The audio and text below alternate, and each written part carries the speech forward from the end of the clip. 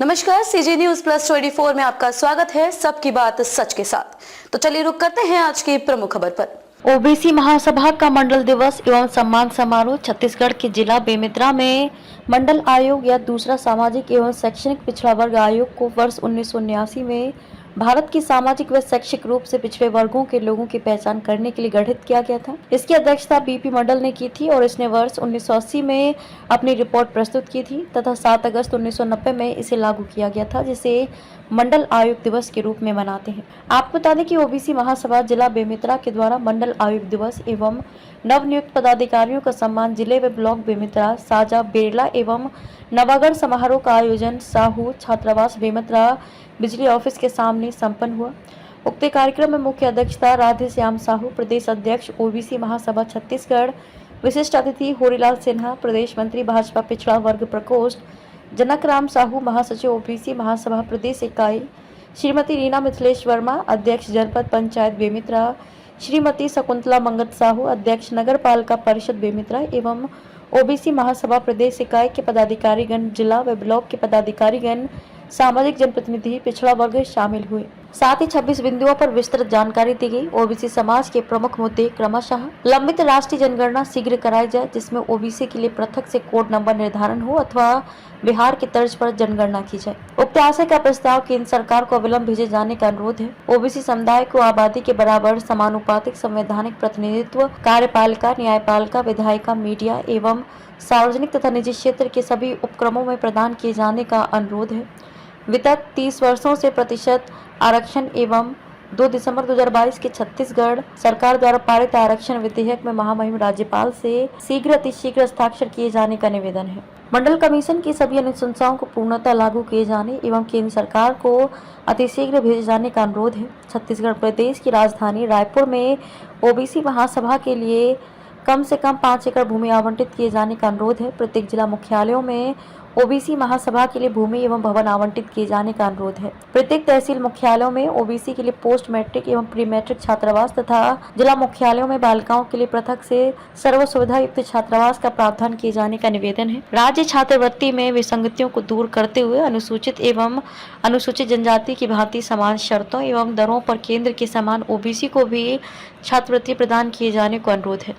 छत्तीसगढ़ कृषि प्रधान राज्य है, अतः राज्य अंतर्गत संचालित सभी शासकीय हायर सेकेंडरी शालाओं में कृषि संकाय अनिवार्य रूप से संचालित किए जाने का अनुरोध है। 5वीं अनुसूचित क्षेत्रों में त्रिस्तरीय पंचायत एवं नगरीय निकाय चुनाव में ओबीसी समुदाय को पंच, सरपंच, जनपद सदस्य, जिला पंचायत सदस्य, 10 पार्षद एवं निकाय अध्यक्ष बनने का समुचित अवसर प्रदान किया जाए। इस हेतु 5वीं अनुसूची क्षेत्रों में लागू पैसा कानून के दायरे में निवासरत ओबीसी को शामिल किया जाए। सामाजिक परिस्थितिक ओबीसी प्रमाण पत्र बनाने की प्रक्रिया को सरलीकरण किए जाने का निवेदन है। ओबीसी आरक्षण के लिए लागू की गई असंवैधानिक क्रीमी लेयर की बाध्यता को पूर्णतः समाप्त किए जाने बाबत प्रस्ताव केंद्र सरकार को प्रेषित किए। ओबीसी की नमोचित विकास एवं उत्थान के लिए प्रचलित आरक्षण के बराबर राज्य के बजट में प्रावधान किए जाने का अनुरोध है। देश के कर्नाटक, केरल, आंध्र प्रदेश, उत्तर प्रदेश, गुजरात, महाराष्ट्र आदि राज्यों में पूरा पिछड़ा वर्ग विभाग संचालित है।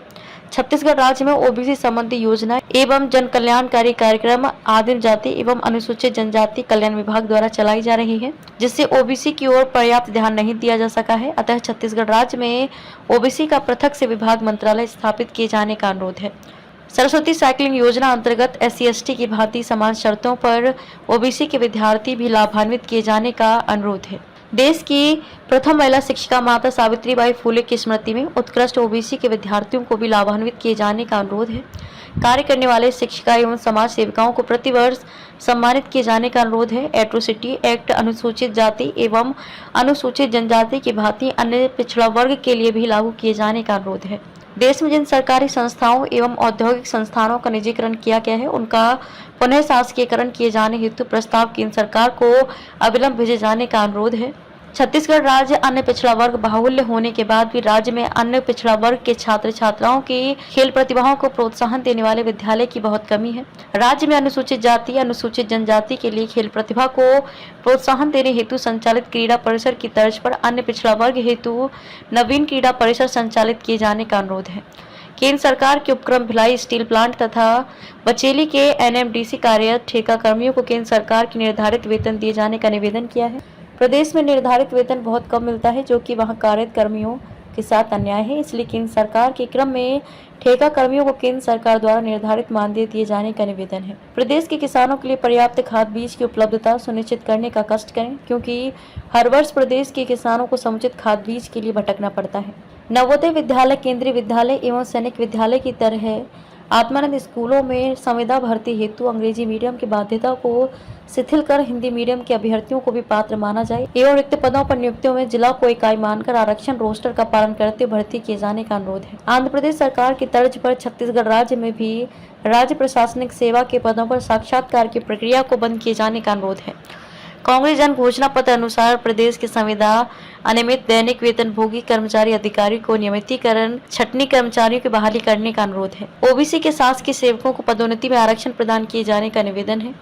शासकीय भूमि में 2015 में कब्जाधारी एवं निवासरत ओबीसी समाज के लोगों को वन भूमि पट्टा तत्काल प्रदान किया जाए। बस्तर एनएमडीसी व मुख्यालय हैदराबाद के स्थान पर जगदलपुर किया जाए, ताकि स्थानीय बेरोजगारों को रोजगार का अवसर मिल सके।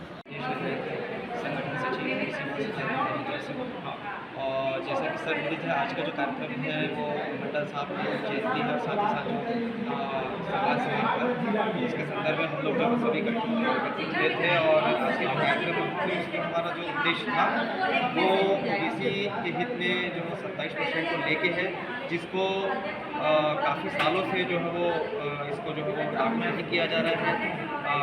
पिछले लगभग 40-50 साल वर्षों से भी जो है वो मांगे जो है लगातार मंडल साहब ने जो है अपनी कमेटी बनाया हुआ है। और 7 अगस्त 1990 को जो है वो ओबीसी का जो है वो एक कमीशन बनाया गया, जिसमें अभी तक जो है वो हमको संख्या के अनुपात में जो है वो 27% का लाभ जो है वो नहीं मिल पा रहा है। और अगर जातिगत जनगणना होता है तो निश्चित तौर पर जो हमारी जो जनसंख्या है वो 50% से ऊपर जो 52% का जो भंडार रखते हैं, जिसको एक सवर्णों के द्वारा एक षड्यंत्र करके जो है हमें दिग्भ्रमित किया जा रहा है और हमें मानसिक रूप से जो है वो गुलाम बना के जो है हमें हमारी जो असलियत जो हमारी मांगे हैं, हमारा जो हक अधिकार है, उनसे जो दूर किया जा रहा है। साथियों, अब समय आ गया है कि कहीं न कहीं जो हमारी एक भागीदारी बनती है, जिम्मेदारी बनती है कि अपने सामाजिक सुरक्षा के लिए हर एक दृष्टिकोण से हमें मजबूत होने के लिए, हर एक विकास के लिए जो है हम सभी को तत्पर होकर आगे बढ़ना है, जिससे हमें 27% को हम लेकर रहेंगे। और निश्चित तौर पर अगर ये सत्ता सरकार जो है वो हमारी आवाज़ को, हमारी बातों को अगर नहीं सुनती है तो आगे जो है वो राज्य स्तर में हो, चाहे वो राष्ट्र स्तर में हो, अपनी मांगों को आवाज़ रखने के लिए एक सभी जो है एकत्रित होंगे और हमारी मांगों को जो है हम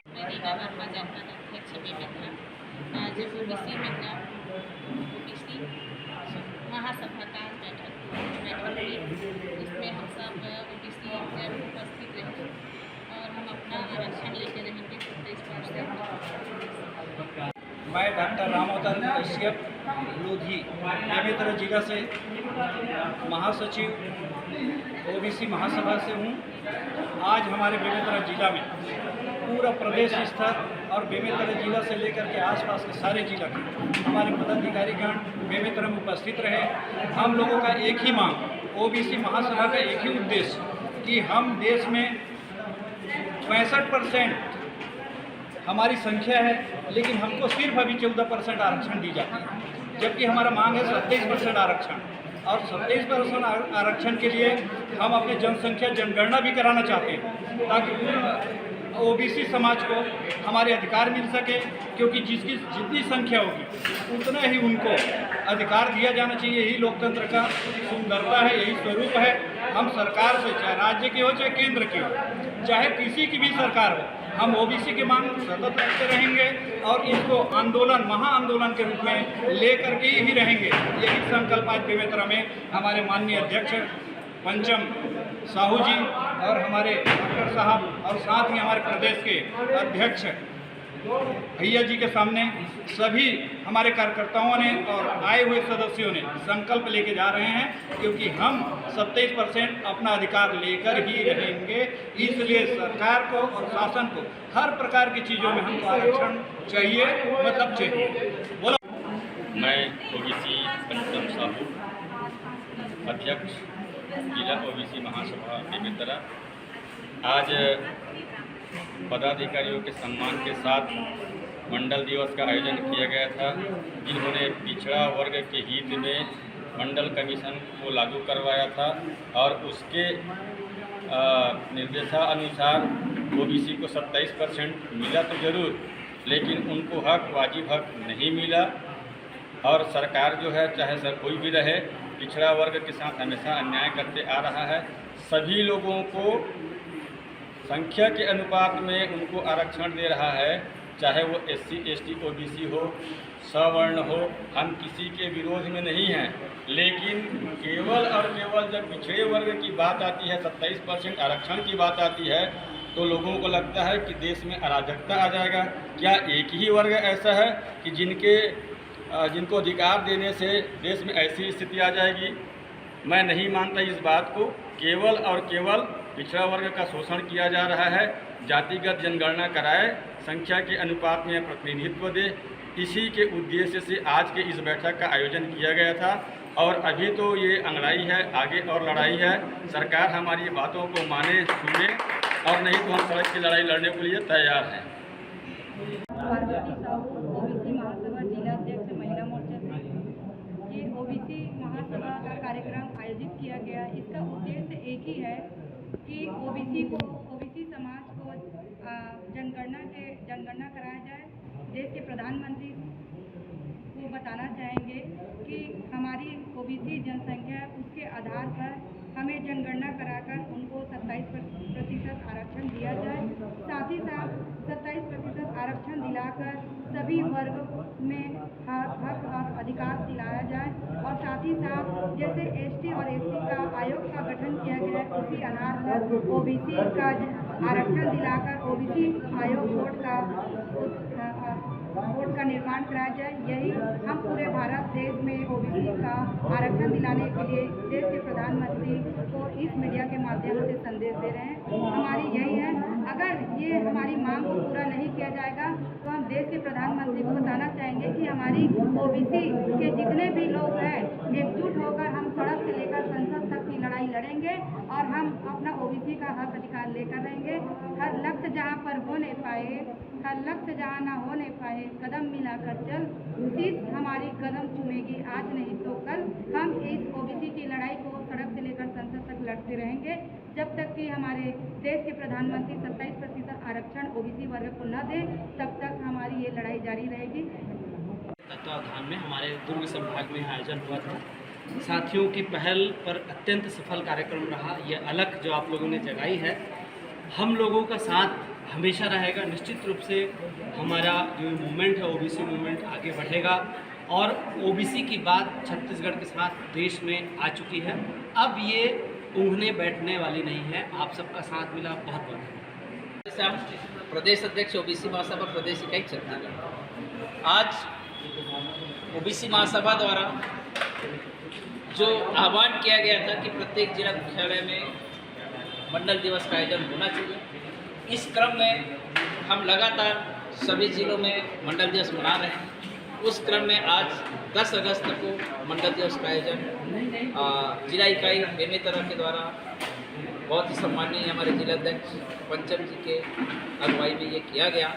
और ये जिला स्तरीय मंडल दिवस के आयोजन में हमारे प्रदेश भर के पदाधिकारी उपस्थित हुए और हम मंडल दिवस की अनुशंसाओं को सरकार से लागू करवाने के लिए वचनबद्ध हुए। आज हमने संकल्प लिया है, आज हमने शपथ लिया है कि ओबीसी महासभा में जुड़ करके हम राष्ट्रीय मुद्दा, प्रदेश के मुद्दा, स्थानीय मुद्दा को हम अपने ओबीसी समाज के मुद्दों को सरकार तक पहुंचाएंगे और सरकार से मनवाएंगे और ईमानदारी पूर्वक हम ओबीसी समाज के हितों की रक्षा करने के लिए संकल्पित हुए हैं। आज ये देखा जाए, राष्ट्रीय मुद्दा जो जातिगत जनगणना की है, जिसमें हमारी जनगणना नहीं होती है, 1921 के बाद से हमारी जनगणना आज तक नहीं हुई है, जिनकी लड़ाई ओबीसी महासभा लड़ रही है। आज सदन में जो गूंज रहा है जातिगत जनगणना की बात, वो ओबीसी महासभा की कहीं न कहीं योगदान है। आज हमें आम खाने से मतलब है, उठली गिरने से मतलब नहीं है। हमें जातिगत जनगणना की मुद्दा कौन उठा रहा है ये महत्वपूर्ण नहीं है, लेकिन ओबीसी की जातिगत जनगणना होनी चाहिए, ये मुद्दे को उठा रहा है, वो महत्वपूर्ण है। हम कृत संकल्पित हैं, पूरे भारत देश संकल्पित है, भारत देश का ओबीसी संकल्पित है कि हम आगामी जनगणना में राष्ट्रीय जनगणना करवा के रहेंगे। और यदि हमारी जनगणना हो जाती है तो हमें विधायिका, कार्यपालिका, न्यायपालिका, सार्वजनिक एवं निजी क्षेत्र के सारे उपक्रमों में संख्या के बराबर हिस्सेदारी चाहिए। हिस्सेदारी, आरक्षण कोई खैरात का चीज़ नहीं है।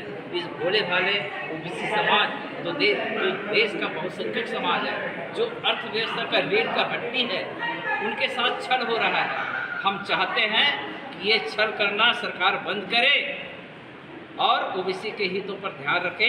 अगर ओबीसी के हितों पर ध्यान नहीं रखेंगे तो हम उनको ध्यान देना बंद कर देंगे और हम अपना ओबीसी का हित में काम करने वाले लोगों को सामने लाएंगे और अपने हित की रक्षा करने के लिए हम संकल्पित हैं और हम आंदोलित हो रहे हैं, हम संगठित हो रहे हैं। और निश्चित है हमारी संगठन सफलता में की कामयाबी की चरण चुनेगी और हम इसी विश्वास के साथ प्रत्येक जिलों में छोटा छोटा आयोजन करके संगठन को मजबूती की दिशा में आगे बढ़ रहे हैं। आज हम नवनियुक्त पदाधिकारियों को भी आज नियुक्ति पत्र दिए हैं। निश्चित है वो पदाधिकारी अपने क्षेत्रों में जा कर के ओबीसी के मुद्दों को अंतिम व्यक्ति तक पहुंचा करके हमारी मांगों को सफल बनाने में, हमारी मांगों को रखने में, वास्तव में आज मांगने की समय नहीं है, अब छीनने की बारी है।